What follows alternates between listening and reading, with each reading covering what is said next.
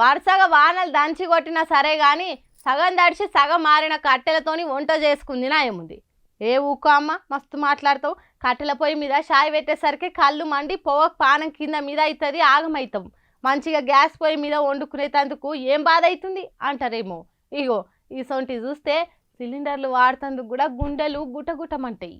గిలాసులు సాయ ఎచ్చబెట్టుడు కానుంచి గిన్నెల కొద్ది అన్నం కూర అన్ని వండుడు దాకా గ్యాస్ పొయ్యిల మీదనే చేస్తుంటిమి. పండుగలకు పబ్బాలకు సావులకు బతుకులకు కూడా ఈ గ్యాస్ పొయ్యిలనే వాడేవరకలా గ్యాస్ తోనే కాదు నీళ్ళతోని వంటలు ఎట్లా ఉండాలో కూడా నేర్చుకోవాలేమో అనిపిస్తున్నది. అగో అట్లెందుకనంటే ఇగో సిలిండర్లకెళ్ళి మిషన్ భగీరథ నల్ల తీరి నీళ్ళు వస్తుంటే ఏం చేయాలి మరి? వికారాబాద్ జిల్లా మోత్కూరులుండే అన్నోళ్ళు HP సిలిండర్ వాడతారట.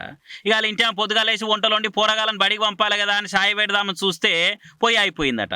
అరే గదేంది పొయ్యి నేలనే కదా సిలిండర్ తెచ్చింది కొత్తది, ఎప్పుడైనా 60 రోజులు వస్తుంది, అప్పుడే 40 రోజులకే అయిపోయిందా అని వాళ్ళ ఇంటానే పిలిచి గ్యాస్ అయిపోయిందా ఇంకోటి తీసుకురాపో అనే వరకలా సిలిండర్ తీస్తుంటే ఇట్లా నీళ్ళ సప్పుడు వచ్చింది. అలా సిలిండర్లో నీళ్ళ సప్పుడు వస్తుంది అని అటు ఇటు ఊపితే ఎండిపోయిన బుడంకాయల నీళ్ళు పోసి ఊపినట్టు జల సప్పుడు వచ్చే వరకలా సిలిండర్ పిన్నొత్తి చూస్తే నీళ్లు కారుతున్నాయట మంచిగా. ఓర్ మీ దుంపల దగ్గర సిలిండర్లలో కూడా కల్తీ అయి నీళ్లు నింపిస్తే ఎట్లా? మాకు ఇంట్లో నీళ్లు లేకనా మాకు నల్ల నీళ్ళు రాకనా అని అన్న గోసెల్ల పోసుకుంటే గ్యాస్ సిలిండర్ చేయించడానికి బండి మీద బయలుదేరిండి అటు ఇట్లా. ఏం సౌండ్ అది? Water sound. మరి ఇంకేముంటుంది? వాటర్ కాకపోతే ఇంకేముంటుంది? ఇప్పుడు ఎన్ని రోజులే నువ్వు తెచ్చుకునేది? నేను తెచ్చుకో ఒక 15 రోజుల ముందు అయిపోయింది మనకు. 15-20 రోజుల ముందు అయింది. అంటే ఎప్పుడు ఎంత వస్తుండే? ఎప్పుడు ఇంచుమించు 2 months వస్తుండే. 2 months వస్తుంది. ఈసారి మనకు 20 రోజుల ముందు అయిపోయింది. 20 రోజుల ముందు అయిపోయింది అంటే 40 రోజులు వచ్చింది. అంటే అది ఏ కంపెనీ? HP. Okay, HP.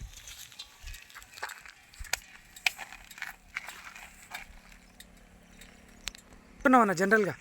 ఏమనుకుంటున్నా ఇది ఇట్లాగా వాటర్ రాకూడదు కదా. అంటే మీరు లాస్ అవుతారు అన్నట్టు? మన లాస్ కదా, మనం కస్టమర్ అయితే లాస్ అవుతారు కదా. అంటే అందరికీ జరుగుతుందా నీకు ఒక్కరికి జరిగిందా? నాకైతే మనకు మనకు తెలియదు, మనకైతే వచ్చింది మనకు తెలుస్తున్నది. ఎప్పుడు రాలేకుండా కానీ ఈసారి వచ్చింది అది. అదే ఇప్పుడు ఏడికి తీసుకుపోతున్నావు మరి? ఆడికి తీసుకుపోయి ఇంకోటి తీసుకురావాలి కదా, కొత్తది వాడుకోవాలి కదా మనం. Okay right. రామచంద్ర, ఇన్ని దినాలు వంటకు వాడే బియ్యము పప్పులు ఉప్పులే కల్తీలు అవుతున్నాయి అనుకుంటే ఇప్పుడు ఆ వండే సిలిండర్ కూడా కల్తీ అయ్యే కథ ఉందిగా. తీసుకునే పైసలు కరెక్ట్ తీసుకున్నప్పుడు కరెక్ట్ గా నియత్తోని నిండా నింపేతందుకు ఏం రోగం వాళ్ళకు అని అనుకుంటే ఈ వీడియో చూసిన వాళ్ళు అరుచుకుంటారు గట్టిగానే. రేట్లు పెంచుకుంటా ఓటు తెలుసు కానీ క్వాలిటీ పెంచే ముచ్చట పట్టించుకోరా?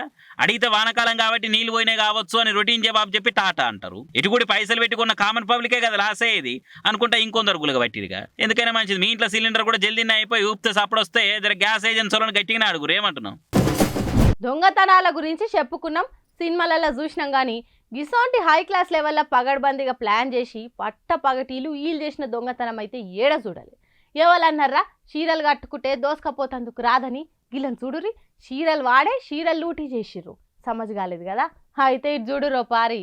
అరే పెద్ద తప్పు జరిగిపోయింది పో. సూపర్ ఉమెన్ అని గా వకీల్ సాబ్ సినిమాల పోలీస్ అక్కకు పెట్టిండ్రు గాని అస్సలైన సూపర్ ఉమెన్స్ అని ఈడ కనిపిస్తున్న 5 అక్కలకు పెట్టాల్సింది. వాళ్ళేం చేసిర్రు? వాళ్ళ పాటికాళ్ళొచ్చి వాళ్ళ ఇంటాయన ఇచ్చిన 10వ పాతికతోని ఓ చక్కటి చీర తీసుకుందానికి వస్తే గాలని గట్లంటున్నావు అంటారా? ఓ పారీలు చేసిన కథ చూసి మీరే అనుర్రి ఏమంటారు. నిజంగా వీళ్ళు చీరలు తీసుకుందానికే వచ్చిర్రు కానీ పైసలకు కాదు, పుక్కట్లా వేసుకొని పోతందుకు. సిరిసిల్ల జిల్లా ముస్తాబాద్ లా ఓ బట్టల దుకాణంలకు 5 అక్కలు ఒగలెనుకొగలు వచ్చిర్రు. ఇక ఆడ ఒక్కొక్కరు ఒక్కో దిక్కు పోయి షాపోళ్లతోటి అక్క ఆ చీర చూపెట్టు, ఈ చీర చూపెట్టు, కొత్తగా వచ్చిన నెక్లెస్ చీరల డిజైన్ ఉందా, ఇలా గులాబీ రంగు ఉందా, అక్క నాకు ఈ చీర మంచిగా ఉంటదా, అయితే దీనికి అస్తర్ బట్టి అనుకుంటా నిజంగానే వేలకు వేలు కొనేటోళ్ళ లెక్క మాటలల్ల ముంచిర్రు. ఇక ఇట్లా మాట్లాడుకుంటా ఒక్కో చీరను మెల్లగా వాళ్ళ చీరల సాటుకు సంచులల్ల పెట్టిరట. అట్లా ఏం తక్కువ 10,000 ఇలువ చేసే చీరలు మడత పెట్టిరట సల్లగా. వాళ్ళు వచ్చిన పని ఉడవంగానే పావదినే పోదాం, నాకు ఇడ ఏం నచ్చుతలేవు చీరలు అని చల్లగా జారుకుర్రు ఆడికెళ్ళి. ఎందుకో వాళ్ళు చేసిన పర్ఫార్మెన్స్ కు వాళ్ళ మాటలకు పొంతన లేదని ఓనర్ కు డౌట్ వచ్చి సీసీ కెమెరాలో ఓ లుక్ వేస్తే అక్కలు చేసిన ఘనకారం అంతా బట్ట బయలైంది. ఇక చేసేదేం లేక పోలీసు వాళ్ళ తన మొరబెట్టుకుంటే వాళ్ళు ఈ సూపర్ లేడీస్ ని పట్టుకునే పనిలే పడ్డారు. చూడాలి మరి ఈ సూపర్ ఉమెన్స్ ను సూపర్ స్పీడ్ తోని పోలీసు వాళ్ళు పట్టుకుంటారో లేదో.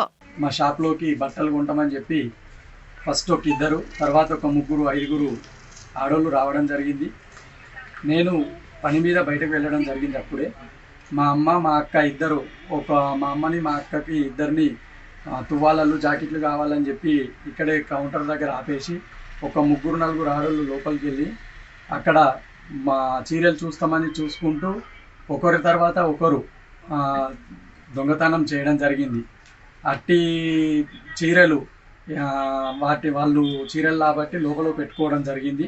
అట్టి వాళ్ళు పెట్టుకోవడాన్ని మా వాళ్ళు వాటి రేటు తెలియక నాకు సీసీ కెమెరా ముందుకు తీసుకొచ్చి ఈ చీర ఎంత అని వేరే చీరను అడగడం వల్ల నేను సీసీ కెమెరాను వాళ్ళు చూసి వెంటనే వాళ్ళు సీసీ కెమెరా ఉందనుకొని బయలుదేరడం జరిగింది. నేను ఇలా వీళ్ళు కొనకుండా వెళ్ళిపోతురు అని చెప్పి నా యొక్క సీసీ కెమెరాని ప్లేబ్యాక్ చేసి చూడగా వాళ్ళు దొంగతనం చేసినట్టుగా నాకు వీడియోలో రికార్డ్ అయింది. దాన్ని వెంటనే చూసి నేను పక్కపొంటి వాళ్ళకు కూడా ఇన్ఫర్మేషన్ ఇవ్వడం జరిగింది, వాళ్ళు దొంగలు వాళ్ళని పట్టుకోండి. ఈ లోపే వాళ్ళు వెళ్ళి చూడగా వాళ్ళు వెళ్ళిపోయినట్టు తెలిసి పోలీస్ స్టేషన్కి వెళ్ళి సార్ గారికి చెప్పడం జరిగింది, ఇన్ఫర్మేషన్ ఇవ్వడం జరిగింది. సార్ గారు కూడా ఎంక్వైరీ చేస్తున్నారు.